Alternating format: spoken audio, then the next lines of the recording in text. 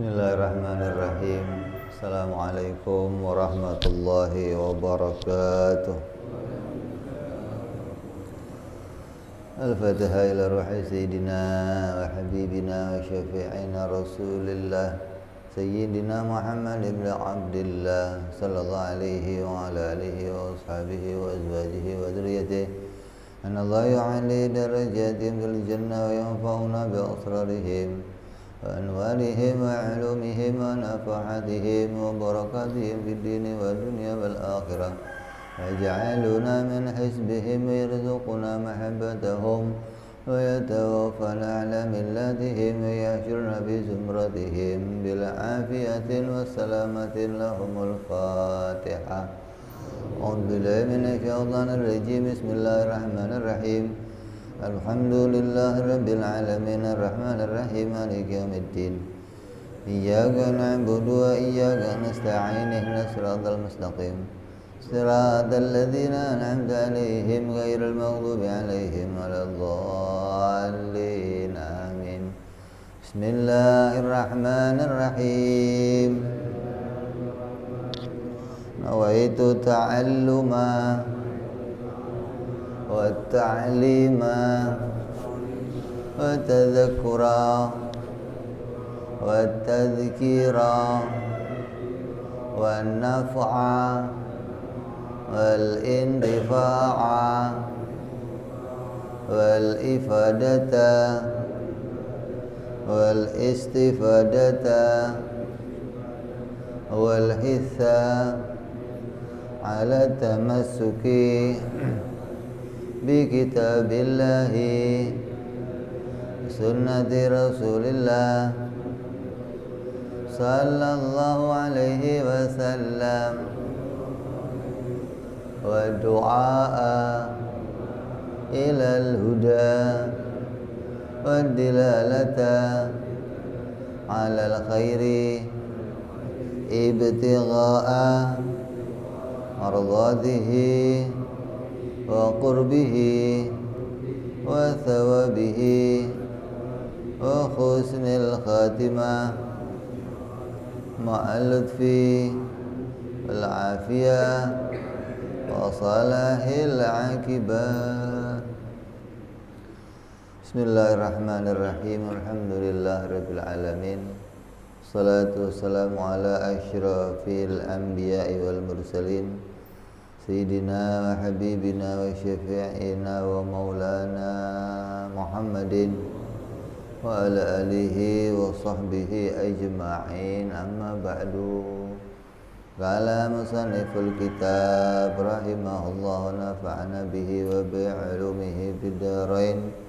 Allahumma aftah qulubana futuhal arifin wa bihidmatika wa ansur alaina birahmatika ya arhamar rahimin.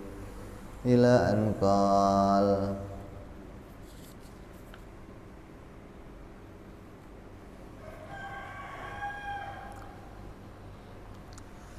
yang lalu sudah kita bahas tentang sifat-sifat pencipta, ya, sifat ketuhanan. Sudah kita masuk takrif, istighna dan iftiqar, bahwa seluruh sifat-sifat Allah subhanahu wa ta'ala yang sudah kita pelajari semuanya masuk ke dalam makna la ilaha illallah.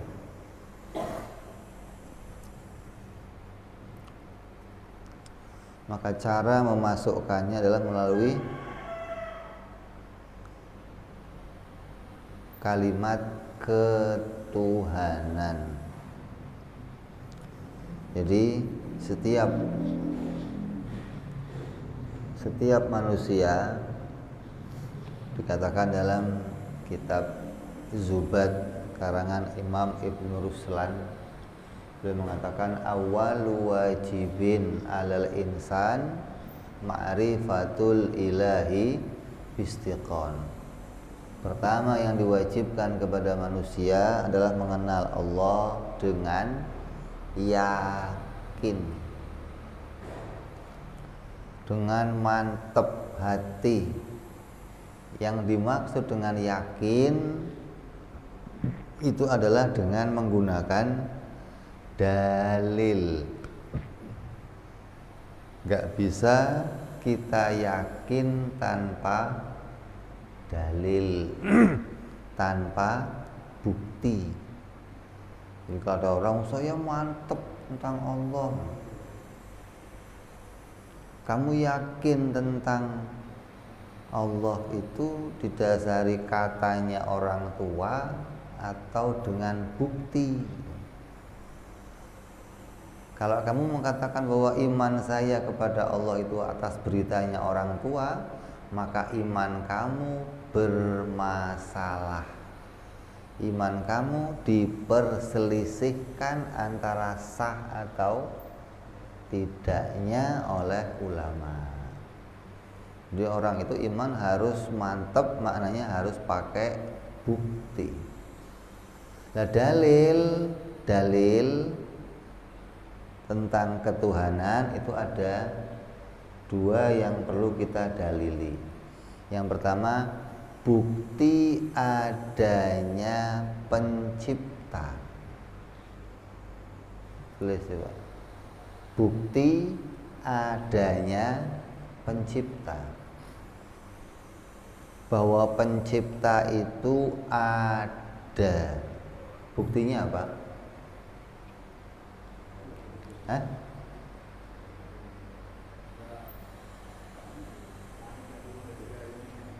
Ciptaannya. Hah? Apa buktinya? Bukti adanya pencipta itu adanya ciptaannya. Itu semua agama menemukan itu. Nggak usah repot-repot. Mau Kristen, mau Konghucu, mau Yahudi, mau Nasrani, mau apa saja, mereka mengakui pencipta itu ada, dibuktikan dengan adanya ciptaannya. Makanya dulu pernah terjadi zamannya Imam Abu Hanifah radhiyallahu anhu, sahibul madhab. Ketika Imam Abu Hanifah ini diajak oleh gurunya Imam Humaid untuk datang ke sebuah pertemuan. Ada orang-orang yang tidak mengakui adanya pencipta. Siapa? Hah? Ada orang yang nggak ngakui, ada kelompok yang nggak ngakui adanya pencipta. Siapa itu? Hah? Teis, PKI, nggak ngaku adanya pencipta. Maka dia datang ke kampungnya Imam Abu Hanifah, terus menantang ulama di kampungnya, seluruhnya negara itu ditantang, siapa yang berani menjawab pertanyaan kami. Maka kumpul tuh rombongan. Ada cerita yang mengatakan bahwa Imam Abu Hanifah datangnya belakangan, sengaja datangnya belakangan. Datang dalam keadaan bajunya basah. Begitu datang dalam keadaan basah, udah datang terlambat, bajunya basah. Kata orang-orang dahri ini, orang ateis, ente ini udah belakangan datangnya, baju basah semua, gimana ceritanya? Cerita, tadi saya mau ke sini itu lewat sungai. Di tepi sungai saya melihat ada pohon besar, tahu-tahu roboh. Ini saya basah nih kena robohannya. Terus setelah roboh, terbelah-belah sendiri, terbentuk menjadi kapal. Setelah jadi kapal, saya naik. Nah, sampailah saya ke sini. Apa kata kaum dahrinya? Ketawa semua, ente udah gila, Bu Hanifah. Mana ada pohon ambruk sendiri, terbelah sendiri, terus jadi kapal. Ente ini nggak berpikir, nggak rasional. Kami nggak percaya cerita kamu. Apa kata Imam Rifah? Perdebatan selesai. Belum mulai nih, perdebatan selesai. Selesai gimana? Belum dimulai kok selesai. Kapal yang kecil saja kamu mengatakan nggak mungkin kalau nggak diciptakan. Kalau kayu itu ambruk terbentuk jadi kapal sendiri, kamu ngomong nggak percaya, nggak mungkin, pasti ada penciptanya. Lah kalau langit, bumi, matahari yang tertata rapi ini kamu anggap nggak ada penciptanya, ya kamu lebih edan. Hah? Manusia yang di dalamnya struktur sarafnya yang kecil-kecil tersusun rapi, kok dikatakan tidak muncul dengan sendi? Ente ini lebih gila. Diemlah semuanya. Itu dalil yang pertama membuktikan adanya pencipta. Asal ada sebuah ciptaan, maka ciptaan itu menunjukkan adanya yang menciptakan. Itu sudah ditemukan, mau orang gunung, mau orang dalam gunung, mau orang dalam laut, mau primitif sekalian menemukan kalau pencipta itu ada ketika mereka melihat dirinya sebagai ciptaan. Ya. Semua nyambung, nggak ada yang nggak nyambung. Orang gunung sekalipun kamu tanya, oh iya, saya yakin pencipta itu ada, terbukti karena adanya ciptaannya. Nah yang kedua, apa buktinya kalau Allah itu pencipta?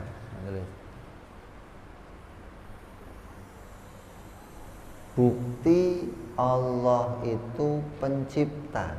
Tulis. Bukti bahwa Allah itu adalah pencipta. Apa buktinya? Buktinya apa? Kamu yakin kalau pencipta itu ada karena lihat ciptaannya. Nah sekarang kamu ngomong penciptanya mana? Allah. Penciptanya mana? Allah. Buktinya apa? Apa buktinya?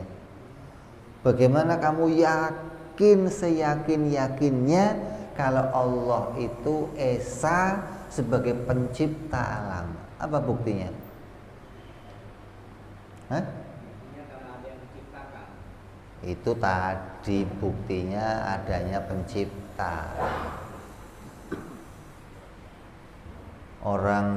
Orang India mengatakan penciptanya adalah Brahma.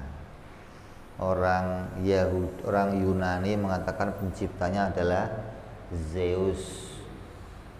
Orang Arab mengatakan penciptanya adalah Lata, Uzza.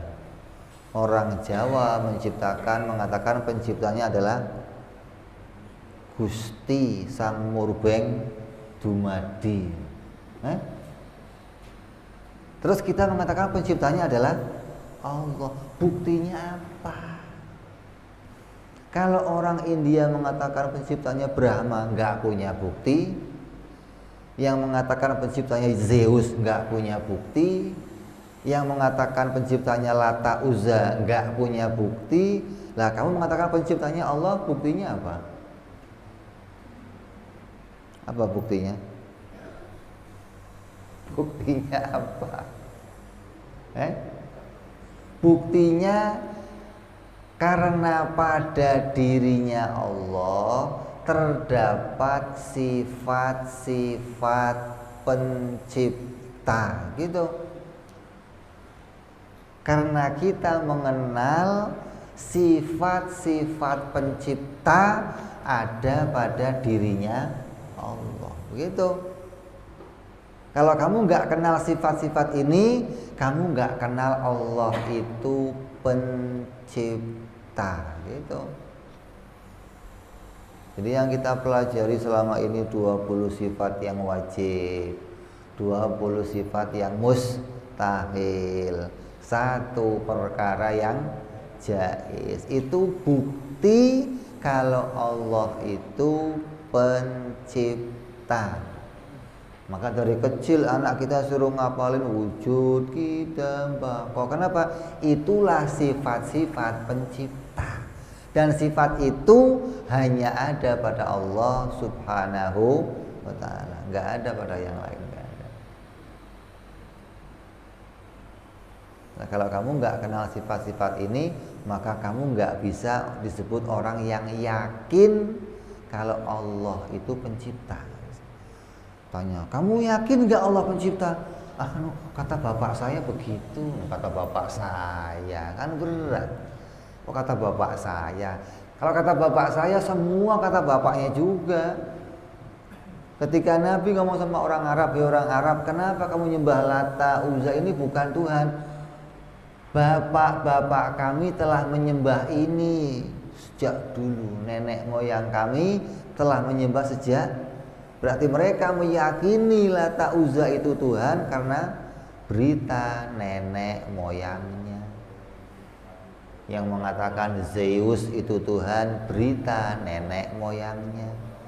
Yang mengatakan Sang Murbeng Dumadi sebagai Tuhan, kata nenek moyangnya. Kita orang Islam mengatakan, oh penciptanya Tuhan, kenapa? Kata bapak saya begitu. Lah bedanya apa ente sama mereka?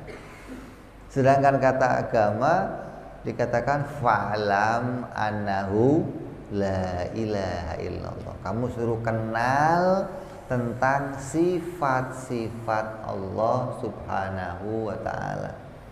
Kalau kamu nggak kenal sifat-sifat ini, kamu nggak akan bisa yakin seyakin-yakinnya kalau Allah itu Tuhan. Dan disuruh kenalnya di mana?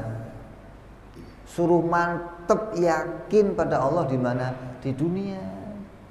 Kamu nggak boleh kenal Allah di akhirat. Kenapa? Nanti setelah kamu mati, setelah kita mati semuanya, kenal semua sama Allah.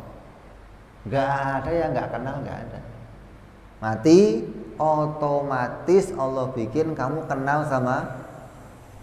Mana buktinya? Mana buktinya? Kalla lau ta'lamuna ilmal yaqin. Terus apa? La tarawunnal kalla. Coba, sangat sekali-kali kamu ketika nanti kamu dibuka hijab oleh Allah, terus kamu tahu ilmu yakin, kamu tahu Allah Tuhan, kamu tahu neraka, kamu tahu surga, tapi tiba-tiba la tarawunnal jahim, kamu dimasukin neraka jahim. Apa gunanya kenal Allah terus masuk neraka? Maka fungsinya kenal Allah di dunia, biar kamu bisa mantep semantep-mantepnya hingga selamat dari azabnya Allah Subhanahu wa ta'ala. Gak ada ilmu yang lain yang setelah kamu belajar ilmu itu jaminannya apa? Bahagia dunia akhirat. Gak ada selain ilmu tauhid, gak ada. Kamu belajar ilmu tafsir, ilmu fikih, ilmu tajwid, ilmu nahwu, ilmu hadis. Apa keuntungannya? Bukan bahagia selama-lamanya di akhirat, bukan. Tapi ilmu tauhid kamu ngaji, keuntungannya apa? Selamat dunia, selamat akhirat. Apa sih yang dipelajari? Mengenal sifat-sifat Allah hingga kamu sampai pada keyakinan yang seyakin-yakinnya kalau Allah itu pencipta alam semesta. Yang paling dasar aja. Buktinya kalau Allah pencipta apa? Satu sifat aja. Apa buktinya? Wajibul wujud. Allah itu zat yang bersifat wajib adanya. Kita kenal sifat wujud. Allah wujud qidam baqa. Yang pertama wujud. Pencipta itu harus yang sifatnya wajibul wujud. Apa wajibul wujud? Wujudnya tidak diciptakan. Wujudnya tidak berawal dan tidak berakhir. Itu sifat pencipta yang pertama, yang pasti ada pada pencipta. Dan sifat ini ada pada Allah. Mana buktinya? Lam yalid wa lam yulad. Allah itu tidak dilahirkan, berarti tidak diciptakan, dan tidak melahirkan, nggak butuh kepada yang lainnya. Coba kamu cek Tuhan-Tuhan yang mereka akui yang lain. Tanya, itu Brahmana itu adanya setelah langit bumi ini muncul atau sebelumnya? Oh ya, setelah langit buminya muncul baru muncul lagi, malah disebut pencipta, munculnya belakangan. Lata, Uzza itu munculnya kapan? Ya setelah langit bumi ada baru lagi, malah disebut Tuhan. Coba para nabi ditanya, Musa, apa buktinya Tuhan kamu? Yang mana Tuhan kamu?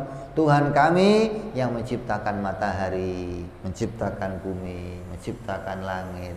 Sebelum ini ada semua, Allah Subhanahu wa taala ada. Itu sifat wajibul wujud gitu, yang meyakinkan kita bahwa Allah itu pencipta dan gak ada yang lain selain Allah yang pencipta, gitu loh. Jadi yang sudah kita kaji selama ini, sifat Allah dari wujud, qidam, baqa, mukhalafah sampai mutakaliman, itu menunjukkan sifat-sifat ketuhanan, dirangkum dalam satu definisi. Apa itu pencipta? Pencipta itu adalah pencipta adalah zat yang tidak butuh kepada yang lainnya dan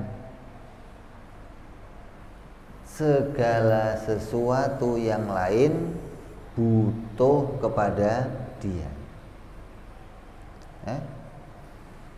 Apa pengertian pencipta? Zat yang tidak butuh kepada yang lain. Yang kedua, dan yang lain butuh kepada dia. Itulah namanya pencipta. Quran mengatakan wallahu ghaniyun 'anil 'alamin. Allah itu zat yang tidak butuh kepada segala sesuatu yang lain. Wa antumul fuqara, dan kamu semua zat yang butuh kepada Allah Subhanahu wa ta'ala. Itulah pengertian pencipta. Apa? Zat yang tidak butuh kepada yang lain dan segala sesuatu yang lain butuh kepada dia. Itulah pengertian pencipta. Dari pengertian inilah nanti akan muncul semua sifat-sifat ketuhanan atau sifat-sifat pencipta. Mana akan muncul 11 sifat dan 9 sifat. Dua garis tengah.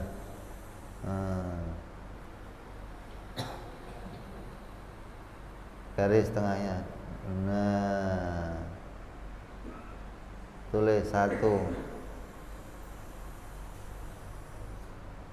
Wujud. bawahnya 2, kecil aja, nanti sampai 11. 2 kidam. 3 bako. 4 mukhalafah.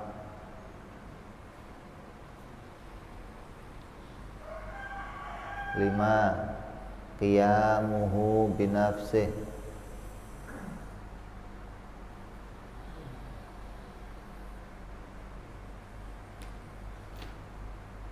6 sami'an sama. 7 basor. 8 kalam.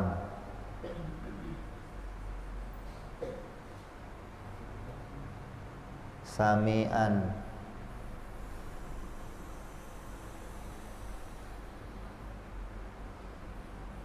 10 basiron.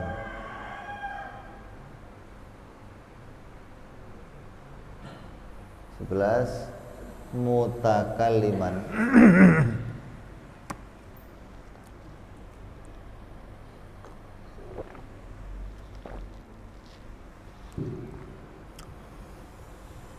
Kalau kamu bisa mengkajinya satu persatu dengan seorang guru yang teliti, ulama sudah ngasih kita batasan 11 ini menunjukkan pengertian bahwa dia yang punya 11 sifat ini tidak butuh kepada segala sesuatu. Yang ditanya, kenapa Allah itu nggak butuh segalanya? Karena Allah bersifat dengan 11 sifat ini. Wujud, qidam, baqo, menunjukkan tidak butuh adanya pencipta. Wujudnya nggak ada awalnya. Kenapa butuh diciptakan? Kalau kita makhluk wujudnya ada permulaannya, ada awalnya. Tadinya nggak ada terus jadi, maka butuh diciptakan. Lah Allah qidam, baqo, nggak berawal, nggak berakhir, maka nggak butuh diciptakan. Sama basor, kalam, maha sempurna, nggak butuh disempurnakan. Lah kita lahir buta, lahir tuli, lahir bisu, terus dikasih oleh Allah sempurna, dikasih penglihatan, dikasih pendengaran, dikasih bisa bicara, disempurnakan. Maka Allah tidak butuh. Maka sifat ini menunjukkan Allah adalah pencipta yang mana dia tidak butuh segala sesuatu. Terus sampingnya lagi 1 wahdaniyah.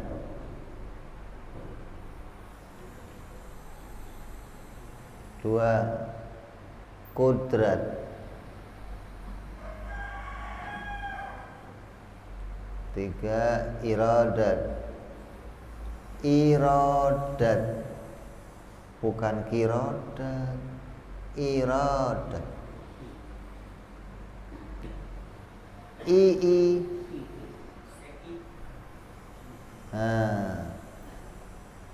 Ilmu, hayat,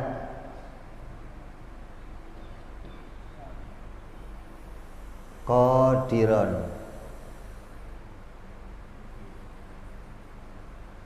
muridan,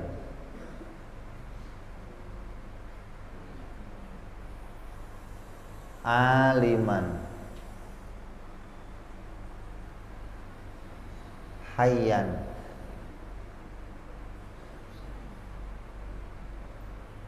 hayyan. Jumlahnya berapa semua itu? Berapa? 20. Selama ini kamu ngaji, ngaku apalan anak-anak kita sifat 20 wujud, tidak bakal. Gunanya apa? Nggak ngerti. Ngapalin doang tiap hari, gunanya apa? Nggak ngerti. Kalau kamu nggak ngaji, ya selamanya apalan doang. Ini gunanya untuk membangun sifat pencipta. Dengan dibangun terpisah begini 11 sifat dan 9 sifat, terbangunlah sifat-sifat pencipta. Mana? Yang 9 sifat menunjukkan apa? Segala sesuatu butuh kepada Allah. Kenapa butuh kepada Allah? Dia kudrat, dia iradat, bisa menciptakan. Kalau nggak ada sifat ini, nggak ada yang butuh sama Allah, nggak ada.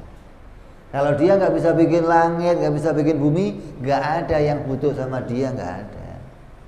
Makanya para nabi dikatakan, siapa Tuhan kamu ya para nabi? Pencipta langit, pencipta bumi, pencipta matahari. Ya? Allah katakan, inna fi khalqis samawati wal ardi waqtilafil laili wan nahari la ayatin li ulil albab. Penciptaan langit, Allah yang menciptakan. Maka semua butuh kepada Allah. Kenapa?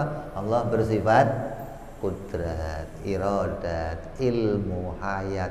Tanpa sifat ini dia nggak bisa menciptakan satu perkara pun, walaupun itu bentuknya atom yang kecil, nggak bisa diciptakan. Nah, ada sifat ini, maka Allah mampu menciptakan apapun juga segalanya, bersifat kudrat dan iradah. Jadi kamu sekarang ngerti, oh ternyata 20 sifat ini menyusun, membangun sifat-sifat pencipta. Dari situlah kita yakin seyakin-yakinnya kalau Allah Tuhan kita adalah pencipta. Mana Quran mengatakan qul huwallahu ahad. Kalau Tuhan itu enggak satu, kalau Tuhan enggak satu, tidak ada semuanya butuh kepada Allah. Umpama Tuhannya dua, umpama berarti separuh akan butuh sama Tuhan yang A, separuh butuh sama Tuhan B. Kalau Tuhannya dua, berarti enggak seluruhnya butuh kepada Allah. Tapi Allah katakan qul huwallahu ahad, aku esa. Hingga seluruhnya harus butuh kepada aku. Enggak ada yang butuh lagi sama yang lain. Coba kamu pelajari orang-orang meyakini Tuhan-Tuhan yang lain. Kata orang Arab apa? Muhammad, gimana Tuhan itu satu? Wong bikin rumah sendiri susah banget kok. Apalagi bikin langit dan masa sendirian gak dibantuin. Nah, makanya Tuhannya orang Arab banyak. Tuhannya orang India banyak. Tuhannya orang-orang Cina banyak lagi. Ada yang bagian ngurusin api, ngurusin tanah, ngurusin air, ngurusin gunung, ngurusin bagi-bagi tugas. Wong Tuhan tiga, namanya tiga nih. Bapa, Roh Kudus, Anak. Tiga. Tanya, itu tiga itu yang duluan yang mana? Wong Tuhan kok tiga? Yang duluan yang mana? Bingung dia. Kalau yang duluan yang ini, lah ini ngapain tugasnya? Wong Tuhan itu satu sudah cukup, nggak butuh sama yang kok tiga, gimana? Maka dari sini kamu diajarkan bagaimana meyakini seyakin-yakinnya kalau Tuhan harus esa dan dia hanya Allah Subhanahu wa ta'ala. Dengan apa kita yakin? Dengan sifat-sifat Allah, sifat-sifat pencipta. Ada yang mengatakan begini, kenapa nggak pakai namanya Allah?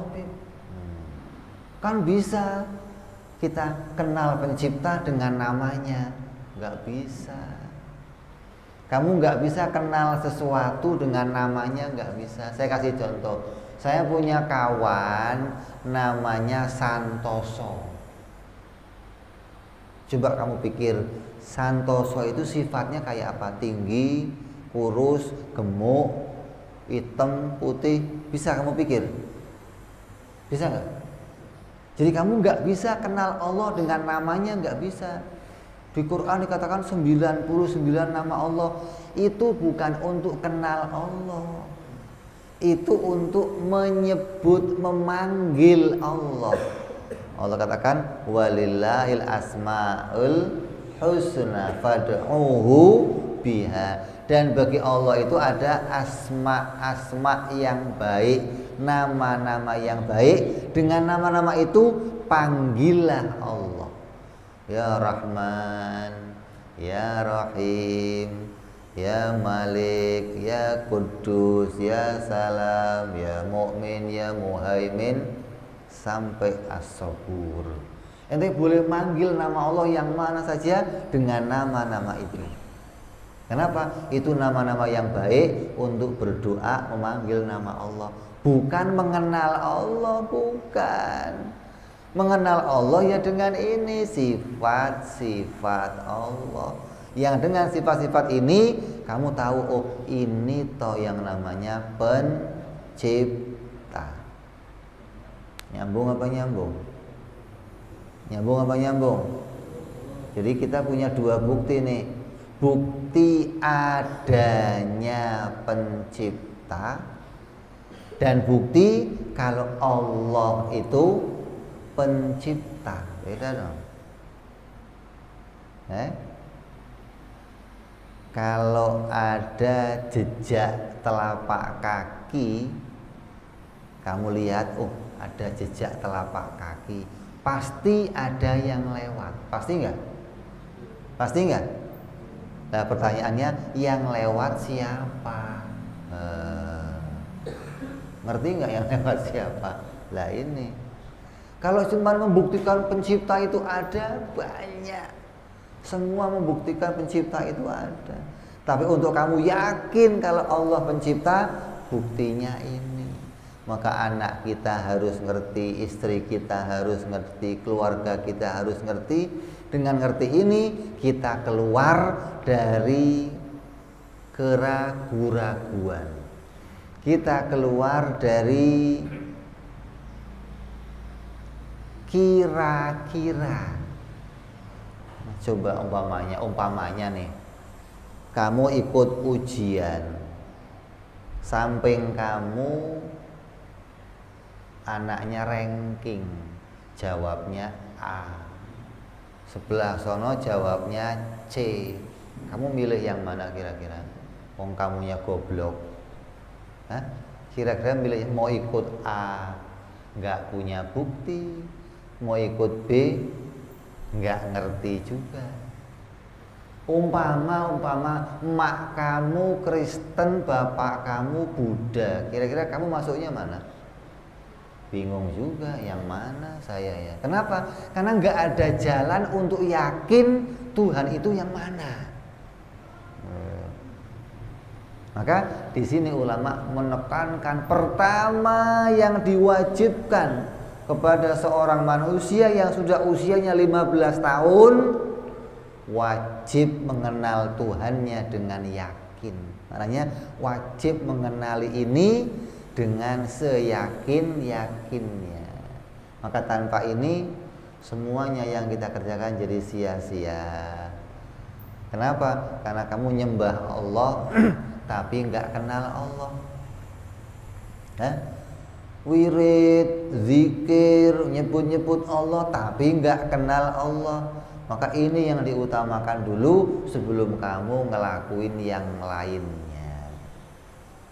Ya, jadi kita udah selesai membahas seluruh sifat-sifat Allah dari mulai wujud sampai mutakallimah. Tinggal nanti kita ulang kembali apa itu pengertian wujud, apa itu pengertian kidam bako. Kan selama ini kita hanya ngerti apal-apalan.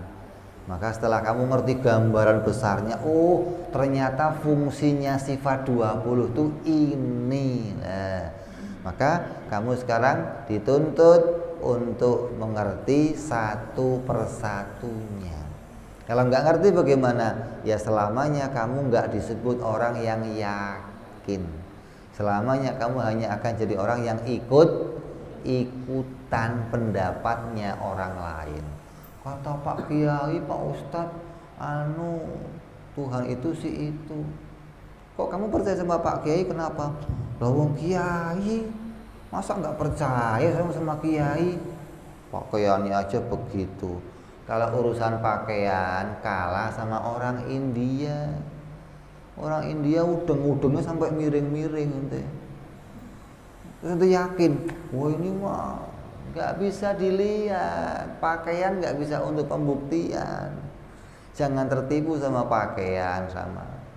Tapi yang kita buktikan adalah ilmu pengetahuan. Itulah yang namanya kenyataan. Jadi kita mengenal Allah dari mengenali sifat-sifat ketuhanannya. Ini yang perlu kita bawa sampai hari kematian kita. Kemanapun kamu, dimanapun kamu, ini yang jadi keyakinan kita yang mendasari mengenal Allah Subhanahu wa ta'ala. Terus setelah kamu tahu ini, fungsinya apa lagi? Fungsinya kamu diperintahkan memperbanyak menyebutkan kalimat la ilaha illallah sambil mengingat ini. Jadi sekarang kalau kamu zikir kalimat itu, la ilaha illallah, la ilaha illallah, ini muncul di hati kamu, ya Allah, Engkau Tuhan yang tidak butuh segalanya, ya Allah, dan kami segala makhlukmu butuh kepada Engkau, ya Allah. Sebut lagi la ilaha illallah, muncul Engkau yang wajibul wujud, ya Allah. La ilaha illallah, Engkau wajibul qidam, ya Allah. Terus begitu hingga makna ini menyatu dengan diri kita, hingga enggak ada lagi keraguan-raguan.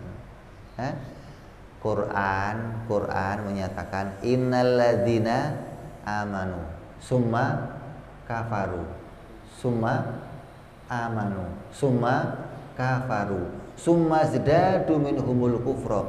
Sungguhnya ada orang beriman terus kafir, terus iman lagi, terus kafir lagi, terus tambah kafir terus. Kok ada orang begitu? Iman kafir, iman lagi kafir. Ulama menafsirkan orang yang imannya begitu pasti imannya tidak dengan dalil. Pasti imannya iman-imanan. Pasti imannya hanya luarnya saja, nggak sampai ke dalam hatinya. Kenapa? Nggak punya pembuktian kalau Allah itu Tuhan. Hingga ketika dia menyebutkan saya bersaksi Allah Tuhan, besok ingkar lagi, besok lagi masuk Islam lagi, besok ingkar lagi. Maka orang ini orang yang di hatinya tidak ada keimanan yang benar kepada Allah, karena nggak ada pengetahuan.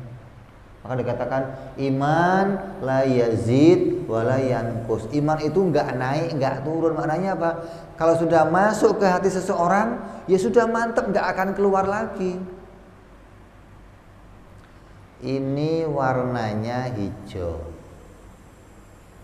Setelah kamu tahu ini hijau, bisa nggak kamu dipaksa suruh ngomong ini merah loh? Bisa nggak? Bisa. Walaupun mulut kamu bunyi ini merah, hati kamu nggak bisa. Seperti sahabat Nabi siapa? Ammar bin Yasir. Bapaknya Yasir dibunuh, ibunya Sumayyah dibunuh. Kenapa? Dipaksa untuk mengatakan Lata Uzza sebagai Tuhan. Nggak bisa. Untuk ngomong aja nggak. Kenapa? Hatinya nggak bisa ingkar. Kenapa? Saya sudah menemukan kalau Allah lah Tuhan. Sampai Ammar bin Yasir dipaksa, baru dia ngomong, saya mengakui Lata itu Tuhan, Uzza Tuhan. Begitu selesai, dia ngadu ke Rasulullah, ya Rasulullah, saya sudah mengucapkan. Rasulullah apa? Hati kamu nggak berubah. Itu hanya dipaksa untuk mengatakan, tapi hatinya nggak bisa. Itulah iman yang hak, iman yang sebenarnya, yang sudah hilang dari 4 perkara. Apa? Hilang dugaan.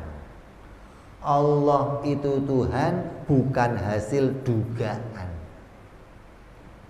Allah itu Tuhan, bukan hasil kira-kira. Allah itu Tuhan, bukan hasil ragu-ragu. Allah itu Tuhan, bukan hasil katanya orang lain. 4 ini bisa kamu buang, jadilah kamu orang yang mantap dan yakin, seyakin-yakinnya kalau Allah pencipta. Ini ngaji begini ini paling sebulan khatam. Kalau ngaji tiap hari sebulan khatam. Tapi setelah khatam bisa meresap ke hati kita, itu bisa puluhan tahun. Untuk bisa masuk ke hati kita mengakui Allah itu Tuhan, hingga bisa berserah diri seluruhnya, itu lama. Kenapa? Merubah kedengkian hati kita, kerasnya hati kita, anggapan, oh saya bisa berbuat begini, saya bisa begini, saya sudah terlanjur masuk ke dalam hati kita. Untuk kembali mengakui itu diciptakan Allah, itu dia susah. Allah katakan apa? Wa ma tasya'una illa ayyasha Allah. Apa-apa yang kalian inginkan, apa-apa yang kalian jalankan, itu tidak akan pernah bisa terjadi kecuali cocok dengan kehendaknya Allah. Kamu pingin apa saja, itu nggak akan terjadi kecuali cocok dengan kehendaknya Allah. Ini kamu bisa satu makna ini nyatu dengan hati kamu, ya sudah mulai netes makna tauhid ke dalam jiwa kamu. Orang apal wujud kita bangkok dari kecil, tapi untuk netes ke hatinya mengakui Allah Tuhan hingga bisa tunduk mengakui segalanya susah. Ada santri saya yang, Beb, doain Beb, udah capek jadi orang miskin Beb. Allahu Akbar. Terus lu maunya apa? Jadi orang kaya Beb, kerja capek juga Beb. Aduh, nih kerja capek, miskin capek. Nah, terus maunya gimana? Beb, doain lagi belajar wiritan untuk ngangkat emas Beb. Pengen cepet kaya, pikir hanya dirusak siapa, yang begitu coba. Kok ngaji ini kamu nggak kenal begitu nggak kenal kamu? Allah berfirman, Allah lah yang merezekikan tiap-tiap hambanya. Itu makna hakikat apa syariat? Allah yang memberi rezeki kepada tiap hambanya. Makna apa itu? Hakikat. Kan bukan Allah datang kucluk, bro, nih buat kamu ya rezeki. Nih, kan bukan. Yang nganter rezeki siapa aja boleh, tapi kita yakin itu didatangkan oleh Allah Subhanahu wa ta'ala. Ini makna ini kalau netes ke hati kita, nyaman hidup kamu sebenarnya. Hanya gara-gara nggak begitu. Kalau nggak nyari nggak dapat, gimana? Allah kan berfirman udah jelas-jelas, Allah yang kasih rezeki sama kamu. Imam Ghazali ditanya, wahai Imam, kalau saya kira-kira semangat cari duit, jam kerja saya tambah, waktunya saya tambahin, kira-kira rezeki saya nambah nggak Imam? Enggak. Coba. Lah kalau saya malas-malesan cari rezeki di rumah aja, nggak keluar-keluar, berkurang nggak? Enggak. Kenapa? Yang sudah ditulis Allah tetap, yang sudah Allah tentukan tetap. Terus fungsinya apa dong saya keluar rumah kerja nyari ini nyari itu? Fungsinya biar nggak dimarahin bini kamu. Gitu. Udah kamu di rumah aja wiritan. Apa kata bini? Lu mau makan apa Pak? Gitu. Jadi kita keluar rumah cari halal apa? Memenuhi perintahnya Allah Subhanahu wa ta'ala. Allah perintah kita cari halal, keluar rumah. Urusan dapatnya Allah yang menentukan. Kamu kalau keluar rumah pagi-pagi mau cari rezeki, niatnya apa? Mau cari apa mau mendatangi? Kalau niatnya mau cari rezeki, nah lu cari dah sampai pikun dah lu. Lu kira rezeki dicari kemana-mana nggak ada yang bagiin? Hah? Niatnya saya keluar rumah mau mendatangi rezeki Allah. Sedikit ya ini jatah saya hari ini, banyak ya ini jatah saya hari ini. Kok niatnya sudah mau cari rezeki, ya udah begitu dapat gua nyari, dua yang nyari. Ini makna ini yang mau kita teteskan dalam hati kita.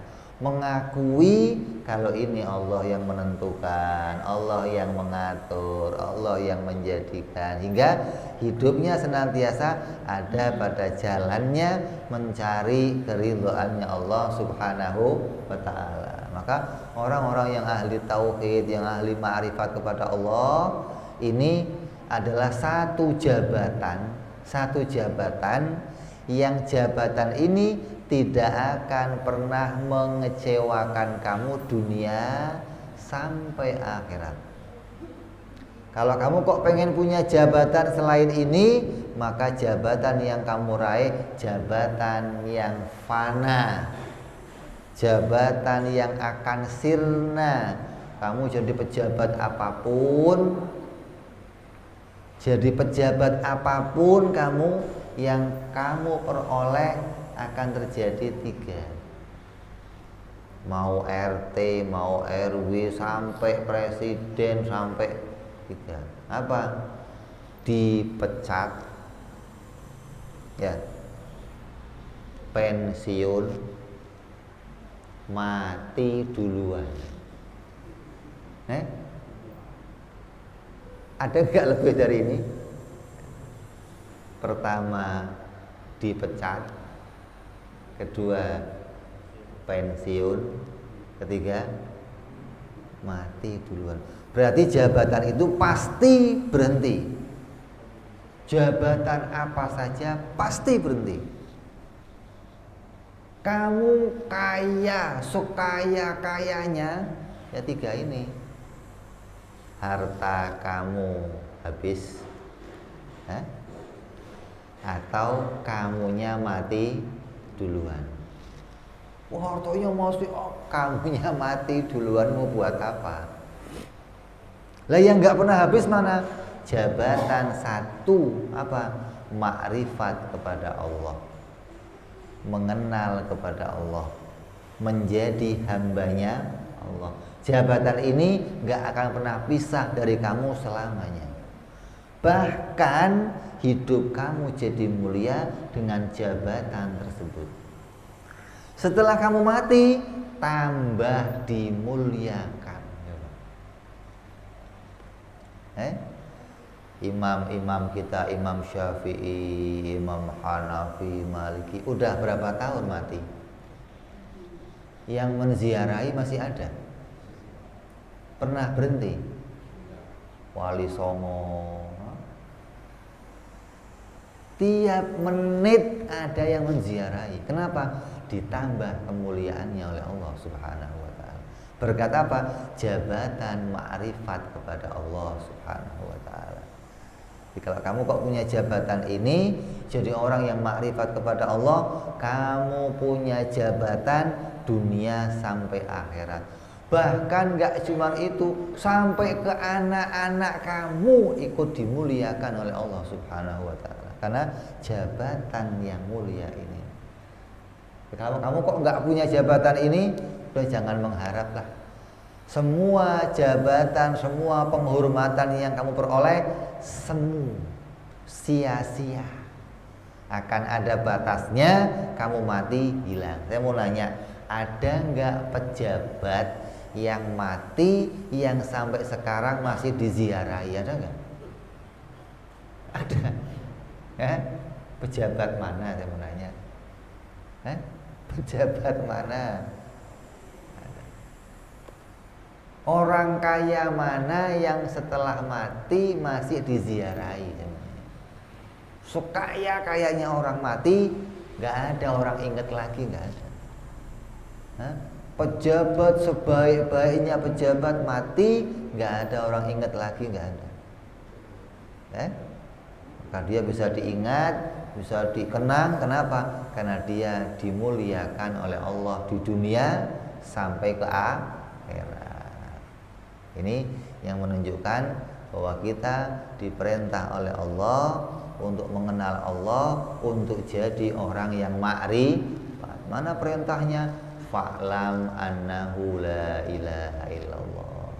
Ketahuilah, kamu suruh mengenal Allah, maknanya suruh jadi orang yang ma'rifat, suruh punya jabatan ma'rifatullah, orang yang mengenal kepada Allah Subhanahu wa ta'ala.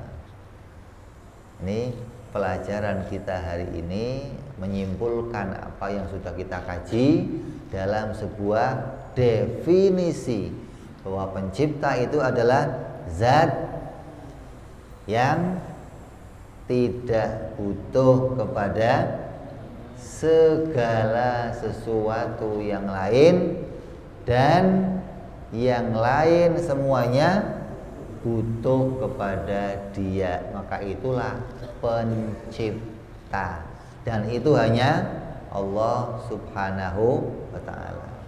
Maka besok kita akan mengkaji yang berikutnya, apa? Sifat-sifat Rasul.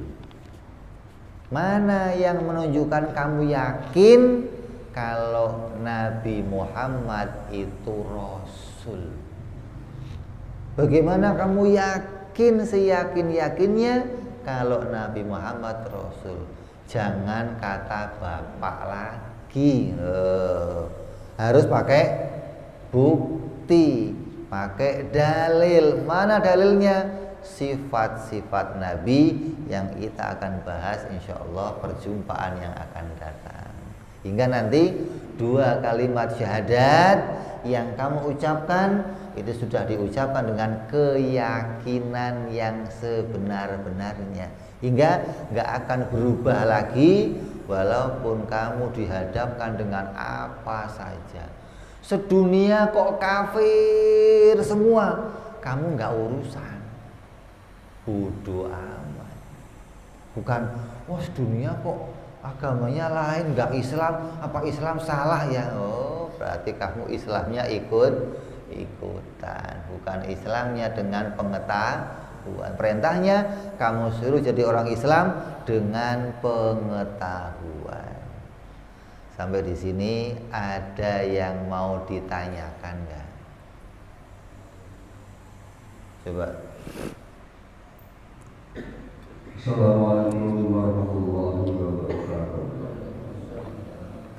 Pertanyaan ini menanyakan rukun iman yang keenam, agar yang ini yang salah pahaman dari semua antar jamaah.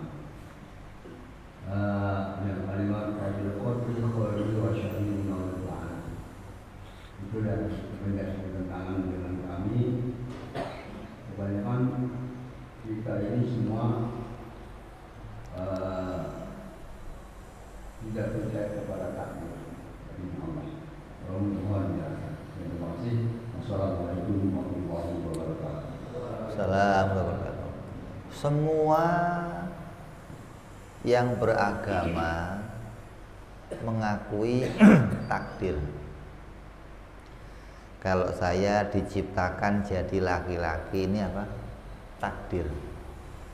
Saya diciptakan di Indonesia, takdir. Saya jadi orang Arab, takdir. Takdir nggak? Itu ngakuin semuanya. Saya kawin sama si Anu, takdir. Saya punya anak sekian, takdir.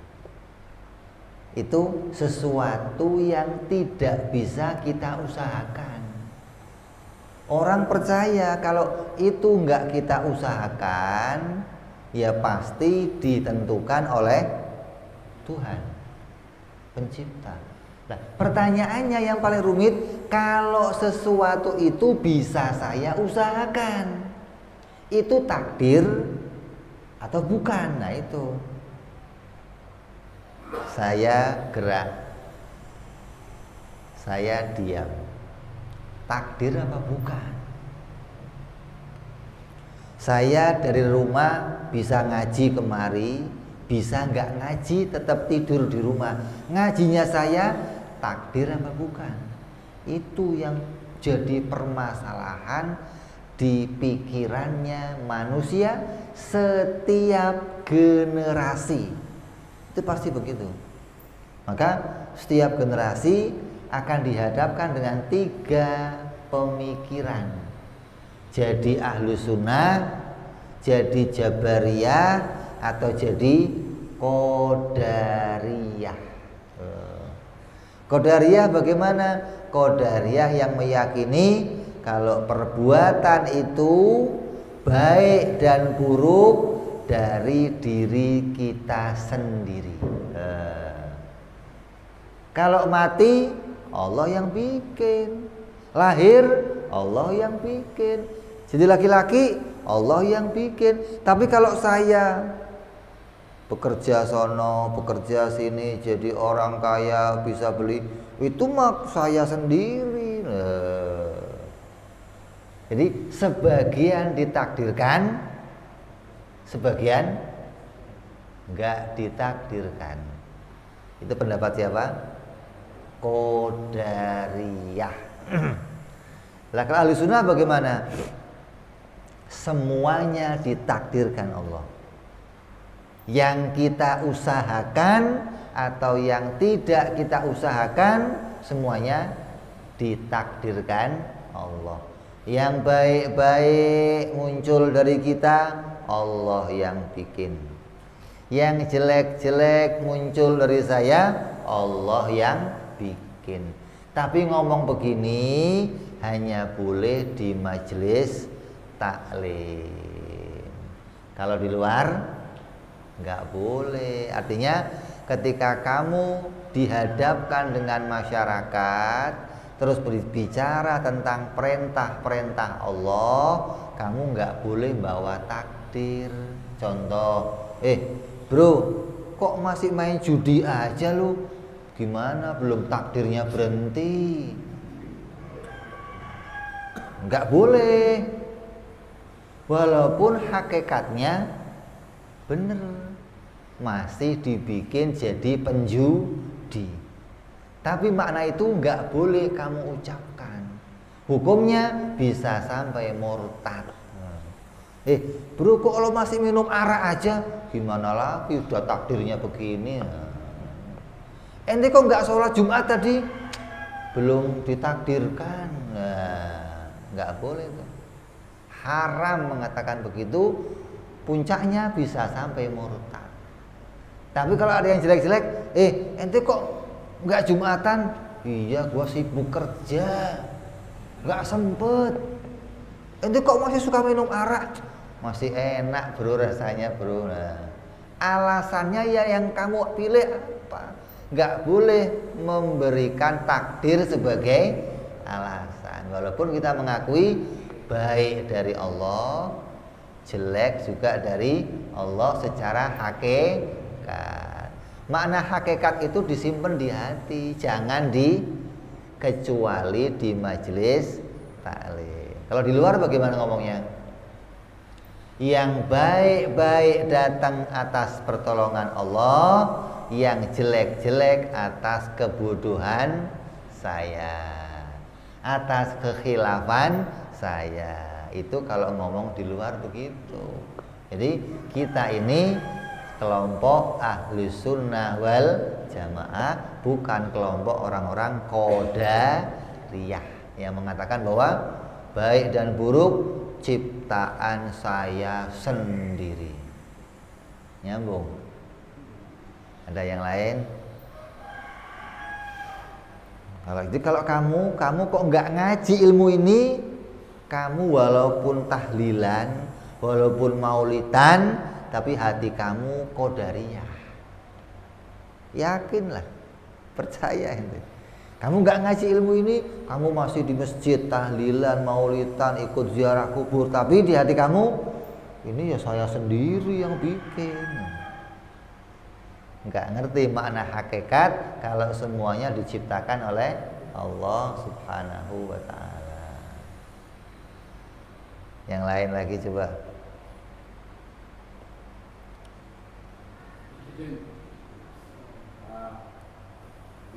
Siap. Mohon dijelaskan surat Al-Fatihah ayat ketiga, yaitu Ar-Rahman Ar-Rahim. Kita sudah melaksanakan 1 hari 1 malam 17 rakaat membaca ayat Ar-Rahman Ar-Rahim, yaitu yang Maha Pengasih dan Maha Penyayang. Tadi disebutkan Allah sudah mentakdirkan atau menentukan rezeki. Lalu untuk apa itu dibaca Ar-Rahman Ar-Rahim selama 17 kali dalam 1 hari? Tapi masih banyak yang ingin lebih kaya atau ingin lebih baik hidupnya, tapi sudah ditentukan oleh Allah Subhanahu wa ta'ala. Mohon dijelaskan ayat itu. Terima kasih. Assalamualaikum warahmatullahi wabarakatuh. Assalamualaikum warahmatullahi wabarakatuh. Ar-Rahman Ar-Rahim itu berasal dari akar katanya rahmah. Allah itu pemberi rahmah. Rahmah berasal dari kata-kata ihsan, yang maha baik, yang maha memberi kebaikan. Nah, kebaikan Allah itu ada 2. Ada kebaikan yang diberi secara umum merata, namanya Rahman. Pemberian yang khusus hanya orang-orang tertentu, namanya Rahim. Jadi Ar-Rahman Ar-Rahim maknanya apa? Allah adalah zat yang membagikan rezeki secara umum dan membagi rezeki secara khusus. Yang umum mana? Bisa bernafas. Umum tuh mau kafir dikasih, mau hewan dikasih, mau orang mukmin dikasih, mau bisa bernafas, bisa jalan, bisa hidup, semua dikasih sama Allah itu. Bisa melihat, bisa mendengar, Allah bagi secara umum, mau kafir kayak mau hewan kayak. Tapi ada yang secara khusus Allah bagi apa? Iman. Masuk surga. Itu enggak semuanya Allah bagi. Kenapa? Allah memilih mana hamba-hamba yang dikehendaki, yang dicintai untuk menerima itu semua. Dan itu keberuntungan kita. Beruntung-beruntungnya orang yang Allah pilih untuk menerima iman. Beruntung-beruntungnya orang Allah pilih untuk bisa mengenal kepada Allah Subhanahu wa ta'ala. Jadi kita termasuk orang yang beruntung, bisa ngaji di sini, bisa masuk masjid, bisa iman kepada Allah. Ini pembagian yang khusus. Kenapa? banyak orang di sana nggak dipilih sama Allah untuk sholat subuh berjamaah. Banyak orang di luar sana nggak dipilih untuk ngaji pagi-pagi seperti ini. Tapi kita dipilih sama Allah. Kita mendapat apa ini namanya? Rahim. Pemberian baik yang tertentu yang diberi oleh Allah kepada hamba-hambanya yang khusus yang dipilih oleh Allah. Lah adapun ada orang yang udah tahu Allah itu maha baik, pemberi, kok masih aja merasa kurang. Lah ini yang berat itu. Merasa kurang. Saya mau nanya, rezeki yang baik itu yang bagaimana?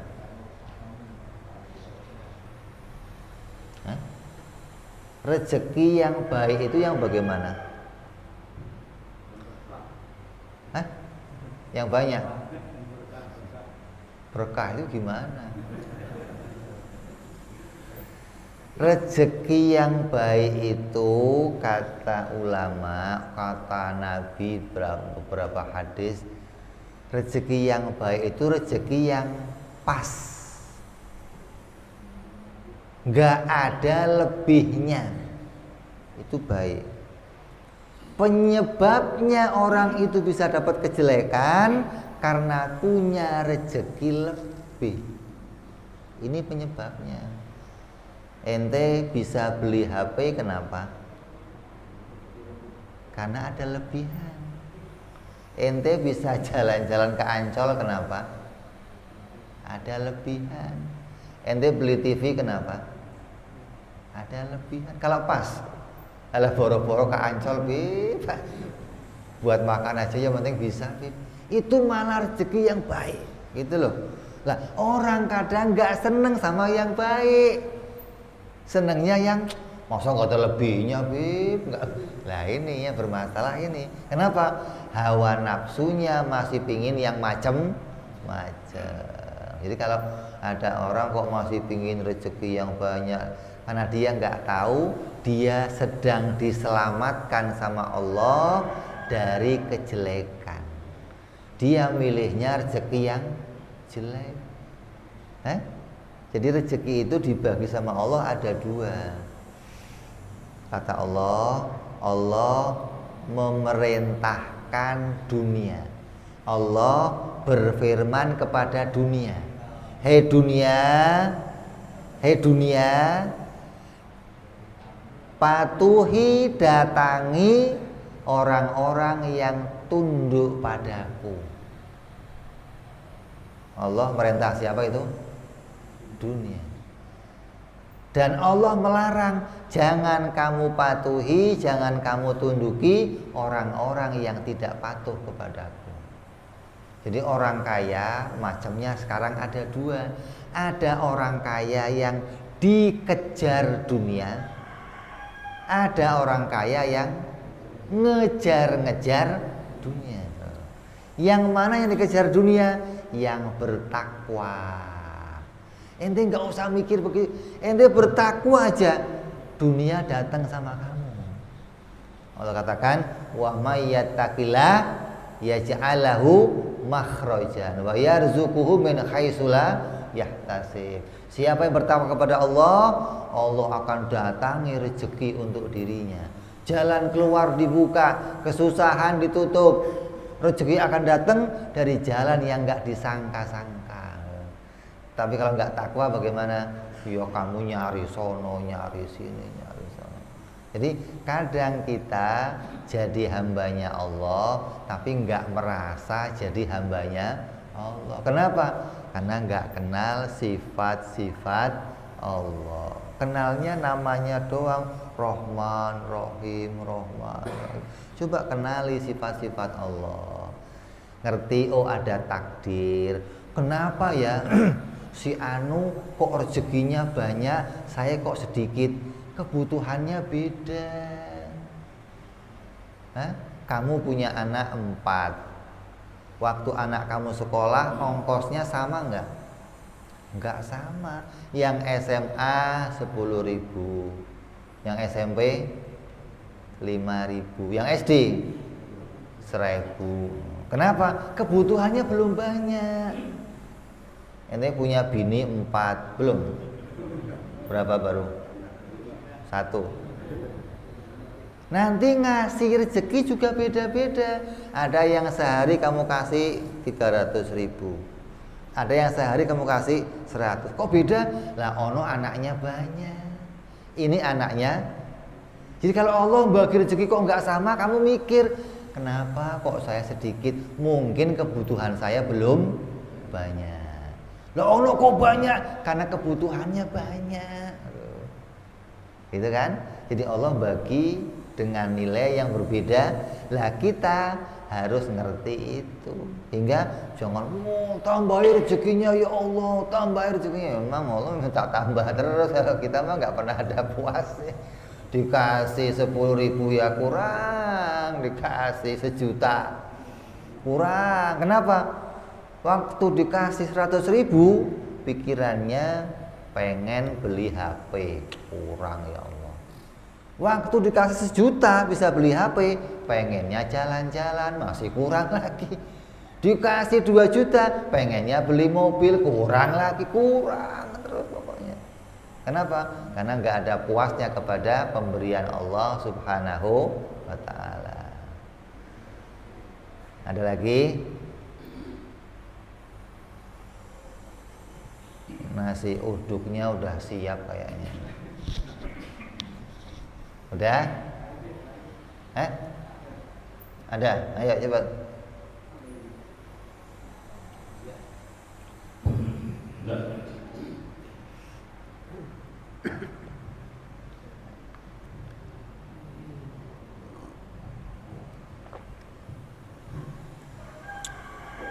Assalamualaikum warahmatullahi wabarakatuh. Assalamualaikum warahmatullahi wabarakatuh. Pertanyaannya nyambung nih dengan yang tadi sekali. Kita tuh sering dengar tadi yang kami bilang faklam annahu la ilaha illallah. Apakah sama dengan Abdul Fitri faklam annahu la ilaha illallah? Terus yang berikutnya itu termasuk hadis Nabi apa kalam ulama? Assalamualaikum. Sama. Makanya itu sering dipakai modalnya kiai. Kiai kalau mau tahlil modalnya itu afdhalu dzikri fa'lam annahu la ilaha illallah. Sebaik-baiknya zikir, ketahuilah zikir itu adalah la ilaha illallah. Itu modalnya kiai begitu. Artinya mau menyampaikan bahwa kamu yang serius baca ini karena ini adalah zikir yang terbaik yang pernah diciptakan oleh Allah. Kalau Nabi mengatakan awwalu ma qultu ana wa nabiyuna min qabli la ilaha illallah. Kalimat pertama yang diucapkan oleh aku dan nabi-nabi sebelumku adalah kalimat la ilaha illallah. Dan ini kalamnya siapa? Ini kalamullah Al-Qur'an. Suratnya surat apa? Lupa saya. Bagian dari ayat langsung Al-Quran, bukan hadis Nabi, bukan apalagi kalamnya ulama. Itu ayat Al-Quran. Jadi kalau mengatakan bahwa kita diperintah untuk mengenal Allah, yang merintah siapa? Langsung Allah Subhanahu wa ta'ala. Yang mengatakan ini afdhalu dzikir siapa? Nabi sallallahu alaihi wasallam. Yang mengatakan afdhalu dzikirnya adalah Nabi. Nabi mengatakan sebaik-baiknya dzikir adalah la ilaha illallah. Nyambung? Oke. Udah, kita tutup, kita teruskan yang akan datang insyaallah. Assalamualaikum warahmatullahi wabarakatuh.